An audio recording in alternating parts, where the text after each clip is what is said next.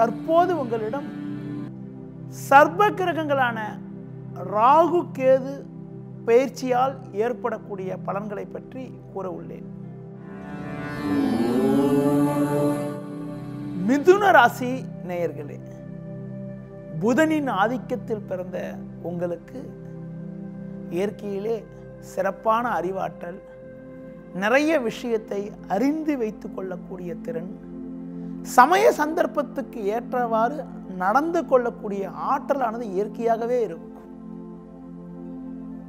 உங்கள் ராசிக்கு சர்வகிரகங்களான ராகு பகவான் வாக்கிய பஞ்சாங்கப்படி, அதாவது வருகின்ற 13/2/2019 முதல் 1/9/2020 வரை ஜென்ம ராசியிலும் கேதுவானவர் 7ஆம் வீட்டிலும் சஞ்சாரம் செய்ய உள்ளனர்.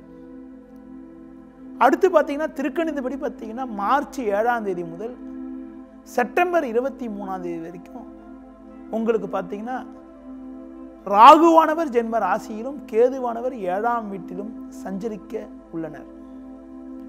1/7 ராகு கேது சஞ்சரிக்கின்றனர். 7ஆம் பாவம் என்பது மனைவி, கூட்டு தொழில், கூட்டாளிகளை குறிக்கக்கூடிய ஸ்தானமாகும். கேதுவானவர் 7ஆம் வீட்டில் 7 சஞ்சரிக்கக்கூடிய சனி சேர்க்கை பெற்று சஞ்சாரம் செய்ய இருப்பதனால கணவன் மனைவியிடையே விட்டு கொடுத்து செல்வது மிக மிக சிறப்பு. கூட்டு தொழில் செய்பவர்கள் சற்று எச்சரிக்கையாக இருப்பதன் மூலமாக எதையும் சமாளிக்கக்கூடிய ஒரு ஆற்றலானது உங்களுக்கு உண்டாகும். கூட்டாளிகளை அனுசரித்து செல்வது, பண விஷயத்தில், அதாவது கூட்டு தொழில் விஷயங்களில் பண விஷயத்தில் சற்று சிக்கனமாக இருப்பது, எச்சரிக்கையாக இருப்பது மிகவும் நல்லது. உத்தியோகத்தில் இருப்பவர்கள் உடன் வேலை செய்யக்கூடிய சக ஊழியர்களிடம், சக நண்பர்களிடம் பழகுகின்ற பொழுது நிதானத்தோடு செயல்பட்டால் தொழில் வியாபார ரீதியாக, உத்தியோக ரீதியாக சாதகமான பலன்களை அடைவதற்கான யோகங்கள் உண்டு.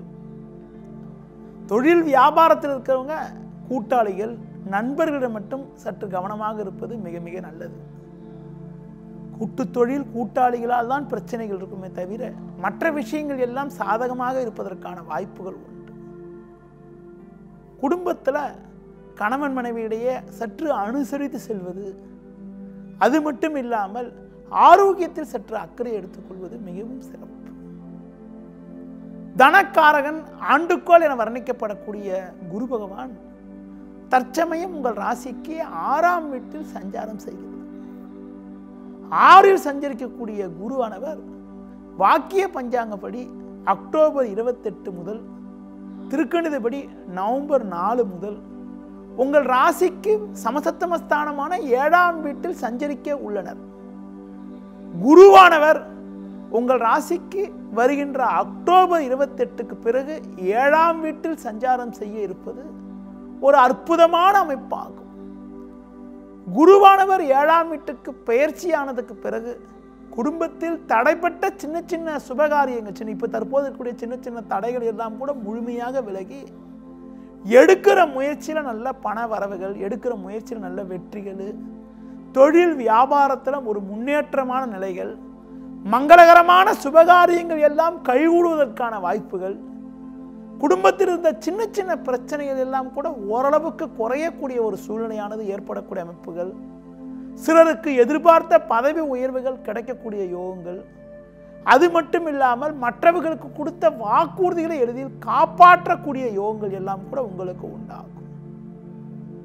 ராகுவானவர் ஜென்ம ராசியில் சஞ்சரிப்பதனால அடுத்து வருகின்ற காலங்களில் உணர்ச்சி வசப்படாமல் நிதானத்தோடு செயல்படுவது நல்லது. ராகுவின் காரகத்துவமே பார்த்தீங்கன்றால் தான் என்ன செய்வதென்று தெரியாத அளவுக்கு செய்யக்கூடிய தன்னிலை மறந்து செயல்பட வைக்குன்னு சொல்லலாம். ஜென்ம ராசியிலே ராகு பகவான் செயல்படுவதனால, சஞ்சாரிக்கிறதுனால நீங்கள் என்ன செய்யணும் உங்களுக்கே தெரியாத அளவுக்கு டென்ஷன் ஆகக்கூடிய அமைப்பெல்லாம் கூட உண்டாகலாம்.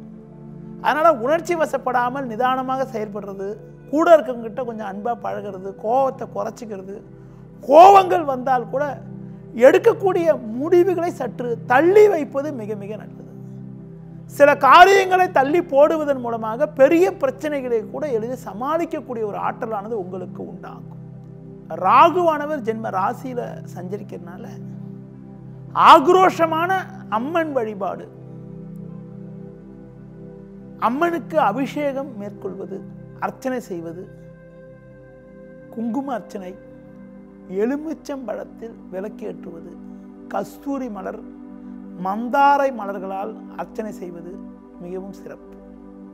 அது மட்டும் இல்லாமல் உளுந்து, தேங்காய், அடுப்பு கறி போன்றவற்றினை உடல் ஊனமுற்றவர்களுக்கு தானம் தருவதன் மூலமாக கூட ராகுவால் ஏற்படக்கூடிய தோஷங்கள் ஓரளவுக்கு குறைவதற்கான வாய்ப்புகள் உண்டு.